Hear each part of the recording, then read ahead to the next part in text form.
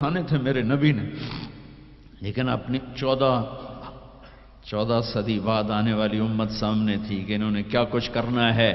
ان کے لیے حجت قائم کرنی تھی کہ مجھ سے زیادہ تم پہ دکھ آئے، میرے بچوں سے زیادہ تم دکھی تھے، میری اولاد سے زیادہ قیمتی تمہاری اولاد تھی. چپ، خاموش، کچھ نہیں کہا، دیکھا اور رخصت کر دیا.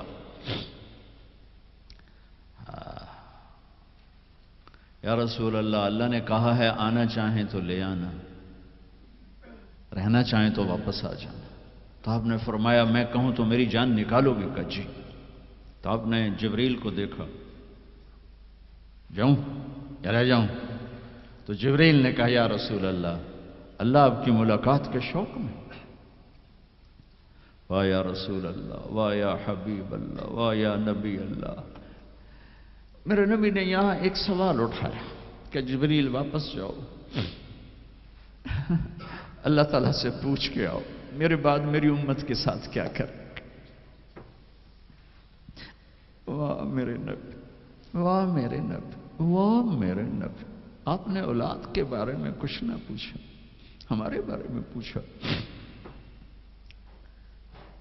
پوری امت کے ہاتھوں میں دوری دھار کا خنجر ہے اور ہر خنجر نبی کے سینے میں اتر رہا. موت کا فرشتہ کھڑا رہا، جبریل واپس گیا. تو وہاں سے پیغام آیا، میرے حبیب آپ کی امت کو اکیلا نہیں چھوڑوں گا. کہ الآن قرۃ عینی، اب میری آنکھیں ٹھنڈی ہیں، اب مجھے بولا اپنے پاس.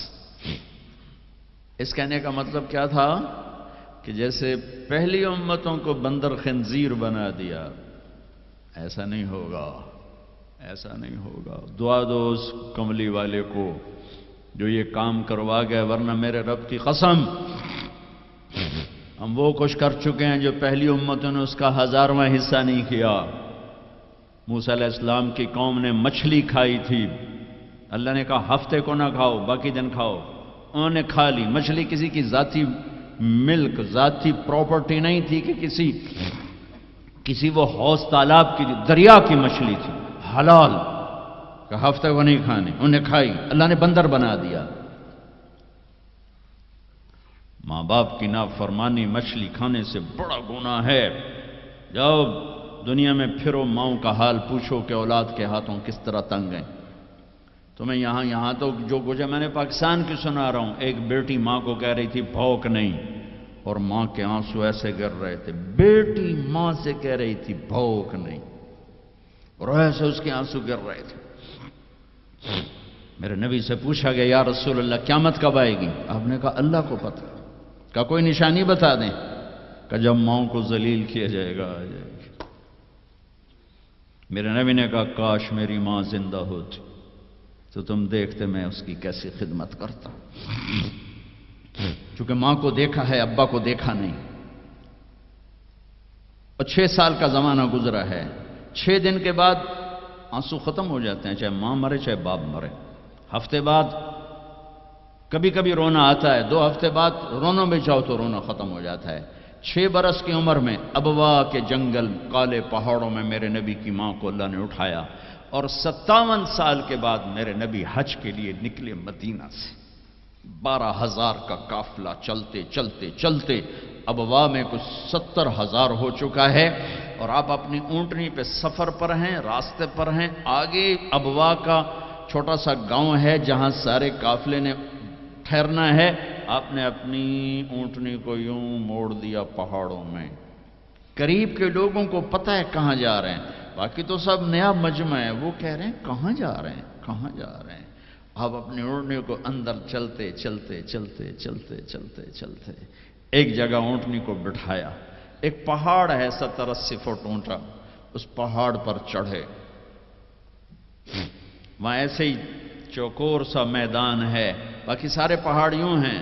سن 2000 میں بھی اماں آمنہ کی قبر کی زیارت پہ گیا تھا.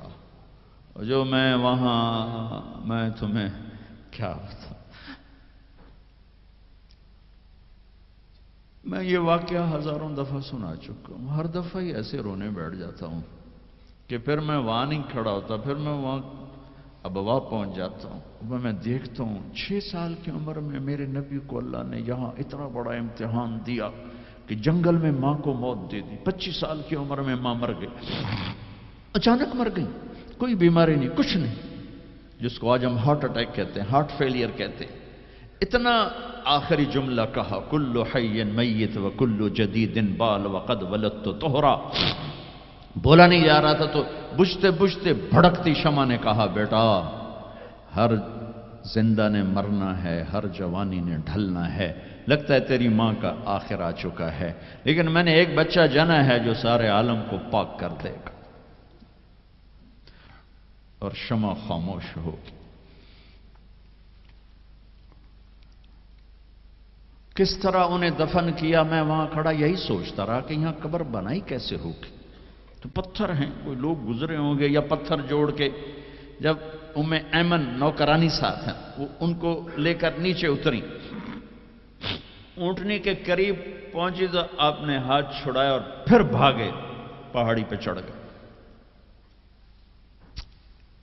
ام ایمن پیچھے گئیں تو وہ منظر تھا کہ شاید اس وقت عرش بھی رو رہا ہوگا کہ اللہ کے نبی نے ماں کی قبر کو چمٹایا ہوتا سینے کے ساتھ، قبر پہ سے گرے پڑے تھے۔ اور جب ام ایمن قریب آئیں تو وہ نوحہ کہہ رہے تھے کہ پتھر بھی پگھل رہے تھے کہ ماں جی آپ کو تو پتا تھا آپ کے سوا میرا کوئی نہ تھا، آپ مجھے چھوڑ کے کیوں چلی گئی؟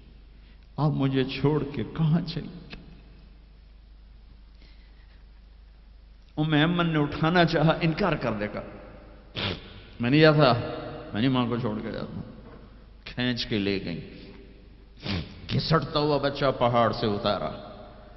2 دن روتے روتے مکے کا سفر ہے، پھر کھانا بھی بند ہو گیا، پینا بھی بند ہو گیا، سوائے زمزم کے چند گھونٹ پانی کے سارا دن نہ کھاتے تھے نہ پیتے تھے، اکیلے بیٹھے رہتے، نہ ماں نہ باپ نہ بھائی نہ بہن۔ اللہ 57 سال کے بعد ماں کی قبر پر پہنچے اور قبر کے سرہانے آ کر بیٹھے، گوڈے اوپر اٹھائے اور ہاتھ یہاں رکھے اور سر گوڈوں میں دے دیا، جیسے چھوٹے بچے رونے کی پوزیشن بناتے ہیں۔ یہ چھوٹی جگہ میں دکھا نہیں سکتا، یوں اور پھر جو رونا شروع کیا، اتنا روئے کہ ساری داڑھی سارا سینہ آنسوں سے بھر گیا، جیسے کوئی معصوم بچہ، جیسے 6 سال کا محمد رو رہا صلی اللہ علیہ وسلم۔ اتنا روئے کہ وجود ہل گیا، اور پھر فرمایا کہ میں آگے نہیں جاؤں گا، میں رات یہیں رہوں گا۔ تم کیا جانو رشتے کیا ہوتے ہیں، تمہیں صرف پونڈ گننے آتے ہیں۔ تم سے مراد میں بھی اور سارے بھی، کہ ناراض نہ ہو جاؤ، ساری امت کا یہی حال ہے۔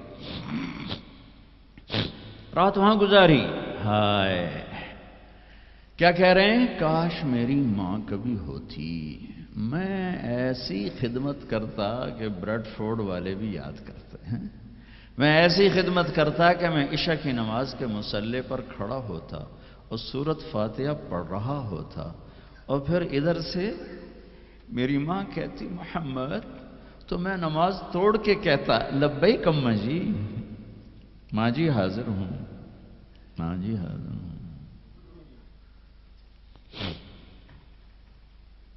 مچھلی کھانا چھوٹا گناہ ہے، شراب بیچنا بڑا گناہ ہے، سود کھانا بڑا گناہ ہے، ڈرگ بیچنا بڑا گناہ ہے، چوری ڈاکے ظلم و ستم کیا امت نہیں کر رہی، بے گناہ قتل، جھوٹے الزام تہمتیں،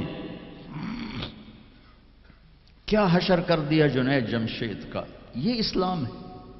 اتنے نیک انسان، 17 سال سے اللہ کا نام لینے والا، اس پہ گستاخ کی تہمتیں، یہ امت کیا منہ دکھائے گی اللہ اس کے رسول کو، کہ جس نے منافقوں کو سینے سے لگایا، عبداللہ بن ابی جیسوں کے جنازے پڑھ دے،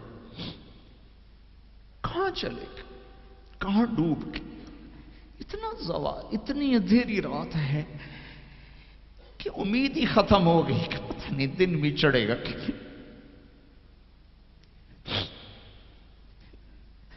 دین کے نام لینے والے جب دین کو ذبح کرنے پہ آ جائیں، ممبر پہ بیٹھنے والے جب نفرتوں کی آگ بھڑکانے لائے، کس سے غلطی نہیں ہوتی؟ ایک پاک انبیاء کی ذات ہے جن کی زبان پہ اللہ بولتا، باقی طارق جمیل روزانہ مجھے 40 سال ہو گئے بیان کرتے ہوئے، میں خطا نہیں کروں گا تو اور کیا کروں گا؟ مجھ سے پوچھو تو صحیح، میں غلطی سے کہہ گئے ہو، جان بوجھ کے کہہ گئے ہو سکتا میں نے غلطی سے کہہ دیا۔ اللہ نے توبہ رکھی ہے، کفر کی توبہ۔ یہ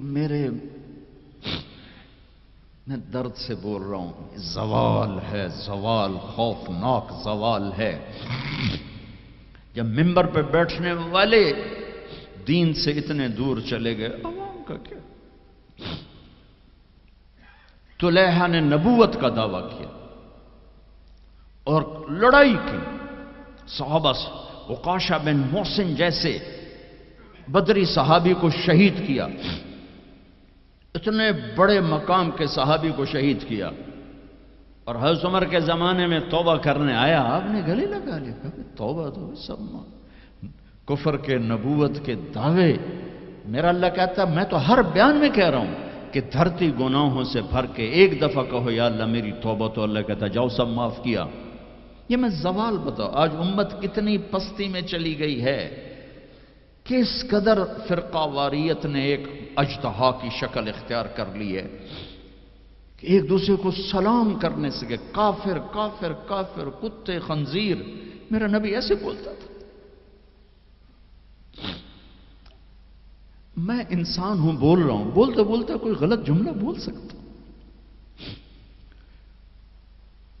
گستاخی کا جان بوجھ کے کرنے والا یقیناً دائرہ اسلام سے عمل چھوڑنے سے آدمی کافر نہیں ہوتا، گستاخی کرنے سے، نماز چھوڑنے سے کافر نہیں ہوتا، گناہگار ہے، نماز کی گستاخی کرنے سے وہ دائرہ اسلام سے نکلتا ہے، لیکن اس کے لیے بھی توبہ کا دروازہ کھلا ہوا ہے۔ لیکن یہ کتنا تعصب ہے، نفرت ہے کہ ایک آدمی کی 17 سال کی پاک زندگی کو ایک غلطی پر کفر بنا دیا۔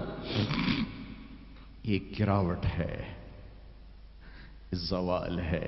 ہمیں بندر خنزیر بنانے کے لیے فرقہ واریت ہی کافی تھی۔ اس کملی والے کو دعائیں دو جس نے حسن حسین کو ذبح بنے دیا، تمہارے لیے ہاتھ اٹھا، میری امت کے ساتھ کیا کرے گا؟ پوچھ کے ہو، اور وہاں سے جواب آتا ہے ساتھ دوں گا، یعنی یہ نہیں کروں گا جو پچھلوں کونو قردۃ خاسئین، ہو جاؤ بندر خنزیر،